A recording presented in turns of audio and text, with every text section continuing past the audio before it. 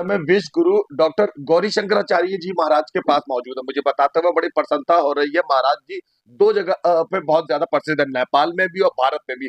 जगह जगह विश्वव्यापी इनके शिष्य भी हैं। आज हम इनके सामने बैठे हुए हैं। जिस तरीके से दिल्ली के अंदर में महिलाओं को लेकर बहुत सारी घटनाएं सामने आ रही हैं, उनके साथ दुराचार, उनके साथ अत्याचार, इस विषय में बात करने के लिए हम मौजूद है।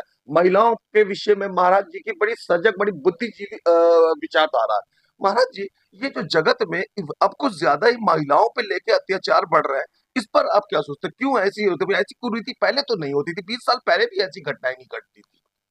हरिओम। पहली बात तो आपका बहुत बहुत धन्यवाद। देखो, ये जो बात आप कह रहे हो महिलाओं को लेकर के, जो प्रताड़ना है या जो मनोदशा है या जो क्राइम है या बलात्कार जैसी दुर्घटनाएं हैं, बलात्कार जैसी घटना है। ये जो बात है इसके पीछे एक बहुत बड़ा एक साजिश है। ठीक है। पहली बात तो ये है कि इसमें सरकार भी दोषी है। जी। कर दिया गया, उसके अंदर के जो प्राण है उसको खत्म कर दिया, है ना। हम लोग जब पढ़ते थे बचपन में नैतिक शिक्षा जैसे ग्रंथों को, किताबों को पढ़ते थे। आज वो बात हमारे पास नहीं है।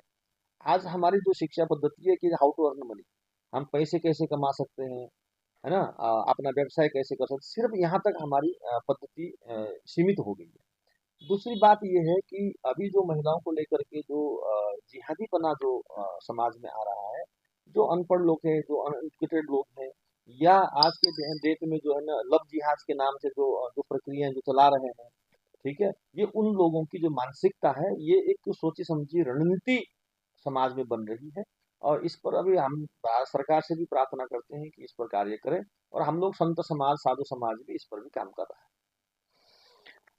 मुद्दे को थोड़ा सा कम लेते हुए आश्रम के ऊपर आते हैं। कंझावला में जो आपने आश्रम बनाया हुआ है बहुत विस्तृत है। उसमें आप गुरुकुल भी शुरू करने का विचार कर रहे हैं और संतों के आगमन की व्यवस्था भी कर रहे हैं। थोड़ा सा दर्शकों को उस आश्रम के विषय में बताइए। देखो, आश्रम की व्यवस्था पहले तो संत समागम है। दूसरा, वहाँ गुरुकुल की व्यवस्थापन जुलाई 2026 से प्रारंभ, शिक्षा पद्धति चालू हो जाएगा। हमारा मकसद है कि केवल कंझावला में नहीं, जहाँ जहाँ भी हमारी व्यवस्था होंगी वहाँ सब जगह हम गुरुकुल की स्थापना कर रहे हैं। बहुत जल्दी हरिद्वार में भी हमारा आश्रम है, भगवान धाम के नाम से। अच्छा। वहाँ भी हम गुरुकुल की स्थापना कर रहे हैं। यहाँ पीताम्बरा पशुपति मठ है, यहाँ भी हम गुरुकुल की स्थापना कर रहे हैं। और बहुत जल्दी हम गुड़गांव की व्यवस्था में भी हम लोग लग गए हैं। 2026 के अंदर भी वहाँ भी हम एक गुरुकुल की स्थापना कर रहे हैं। जाति, धर्म, वर्ण, परंपरा, इन सब बातों को त्याग करके जो भी सनातनी वैदिक, सनातन वैदिक धर्मों को पढ़ना चाहता है, शिक्षा लेना चाहता है, उन सब के लिए हम हृदय से स्वागत करते हैं। उन सब बच्चों को वसुधैव कुटुंबकम, आत्मवत सर्वभूतेषु, ये प्रणाली कैसे संभव है, हम एक ही परमात्मा के बच्चे हैं, लेकिन आज इतना विभेद क्यों है, उसका कारण केवल शिक्षा का अभाव है। वो शिक्षा देने के लिए हम गुरुकुल की स्थापना कर रहे हैं। दर्शकों को बताते हुए बहुत अच्छा लग रहा है कि गौरी शंकर महाराज जी नेपाल के शंकराचार्य हैं और साथ में 10 किताबें लिख चुके हैं। इसके साथ में पूरे जगत के अंदर विख्यात है। विभिन्न विभिन्न समस्याओं के विषय में लोग इनसे पूछताछ करते हैं। इन्होंने अभी इनके शिष्यों ने अभी इनसे जुड़ा हुआ एक चैनल भी खोला है। उस चैनल को आप महाराज जी से संबंधित कोई भी जानकारी चाहे, सवाल पूछना चाहे, उस चैनल को भी आप देख सकते हैं। महाराज जी, दर्शकों को अपने चैनल के विषय में थोड़ा बताइए। चैनल होता है हमारा ये, पशुपति अखाड़ा है हमारा मूल जो संगठन है। और पशुपति नाम भगवान शिव का है। और इस समय हम लगभग लगभग 18 देशों में हम लोग काम कर रहे हैं।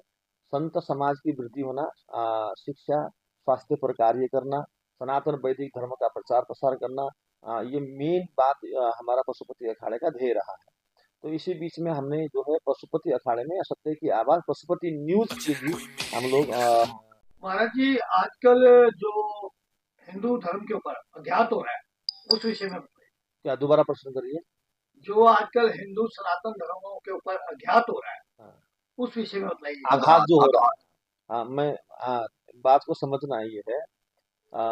देखो, हमारा जो धर्म है वो सनातन धर्म है। पहली चीज तो ये है कि अगर कोई व्यक्ति विशेष कुर्सी में बैठा होगा, उसी का टांग खींचा जाता है।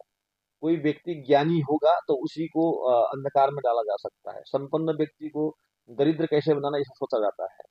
पूरी दुनिया में अगर वास्तव में कहा जाए तो धर्म केवल एक ही है ना। सनातन है, पुरातन है, नया कोई धर्म न जान, सभी पंथ का कथन है, हृदय धरिय मन मान। और जितने भी पंथ, मजहब आज आज जो आपको देखने को सुनने को मिल रहा है, ये सनातन की एक शाखाएं हैं। और कहीं न कहीं वो अपना बाहुबल्य बनाने के लिए सनातन धर्म पर आक्षेप लगाते हैं, किंवदंतियाँ बनाते हैं, टिप्पणियाँ करते हैं, ये स्वाभाविक बात है। लेकिन हमको जागने की ज़रूरत है, जागरूक होने की ज़रूरत है। दुनिया का हर व्यक्ति अपने जीवन में शांति चाहता है, प्रेम चाहता है, आनंद चाहता है, उत्साह चाहता है। लेकिन अगर वास्तव में अगर शांति की कोई बात करता है, तो वो केवल सनातन धर्म करता है। लेकिन कहीं न कहीं अ अ, इस पर जो है ना बहुत प्रकार के आक्षेप आज लग रहे हैं। ये कहीं न कहीं हमारी अपनी ही कमी की वजह से लग रहा है। इस पर भी बहुत जल्दी कमांड होगा, इस पर काम हो रहा है। महाराज जी, गौ माता के ऊपर कहा जाता है कि वो एक माता है। हुँ, आज जो देखा जा रहा है सड़कों पे, कहीं न कहीं उनको एक भोजन व्यवस्था नहीं हो रही और आज वो सड़कों पे भटक रही है। हुँ। उसके विषय में क्या?